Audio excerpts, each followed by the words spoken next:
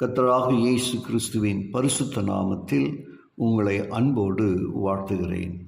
அன்பான தேவ பிள்ளைகளே, இந்த பாவ கொப்புகள் மரமாகிய நம்மில் இருக்கும் வரை நாமும் வளருவோம், பாவமும் நமக்குள் வளரும். இந்த கிளைகளை வெட்டினால் நாம் பாவமில்லாமல் வளருவோம். எந்த வளர்ச்சியை விரும்புகிறாய்? பாவ வளர்ச்சியா, பாவமில்லாத வளர்ச்சியா? தீர்மானம் செய். கர்த்தராகிய இயேசு கிறிஸ்து வருகிறார். நாம் நினையாத நேரத்தில் வருவார். அப்பொழுது நாம் நிலை என்ன? சிந்தித்து செயல்படுவோமா? தேவன் உன்னோடு கூட இருப்பாராக. அன்புக்குரிய தேவ பிள்ளைகளே, தாவீது பாடும் பொழுது, என் அக்கிரமம் நீங்க என்னை முற்றிலும் கழுவி என் பாவமற என்னை சுத்திகரியும். என் மீறுதல்களை நான் அறிந்திருக்கிறேன். என் பாவம் எப்பொழுதும் எனக்கு முன்பாக நிற்கிறது. தேவரீர் ஒருவருக்கே விரோதமாக நான் பாவம் செய்து உமது கண்களுக்கு முன்பாக பொல்லாங்கானதை நடப்பித்தேன்.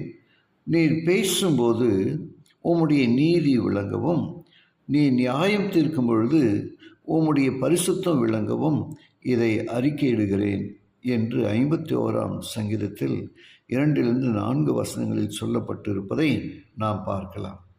அறிக்கையிடுங்கள், கர்த்தர் நிச்சயம் விடுவிப்பார். கர்த்தாவே, நீர் அக்கிரமங்களை கவனித்திருப்பீரானால் யார் நிலை நிற்பான்? ஆண்டவரே, 130ஆம் சங்கீதம் 3 இவ்விதமாய் வாசிக்கின்றோம். அவர் நம்முடைய பாவங்களுக்கு தக்கதாக நமக்கு செய்யாமல், நம்முடைய அக்கிரமங்களுக்கு தக்கதாக நமக்கு சரி கட்டாமலும் இருக்கிறார். 103ஆம் சங்கீதம் 10வது வசனத்தில், உமக்கு பயப்படும்படிக்கு உம்மிடத்தில் மன்னிப்பு உண்டு என்று 130ஆம் சங்கீதம் 4வது வசனத்திலும் வாசிக்கின்றோம். எனவே நாம் பாவமற வாழ நம்மை கழுவுவோம். உன் பாவங்களை போக்க கழுவப்படு. அப்போஸ்தலர் 22:16. எருசலேமே, நீ ரட்சிக்கப்படும்படிக்கு உன் இருதயத்தை பொல்லாப்பை அற கழுவு. எரேமியா 4:14.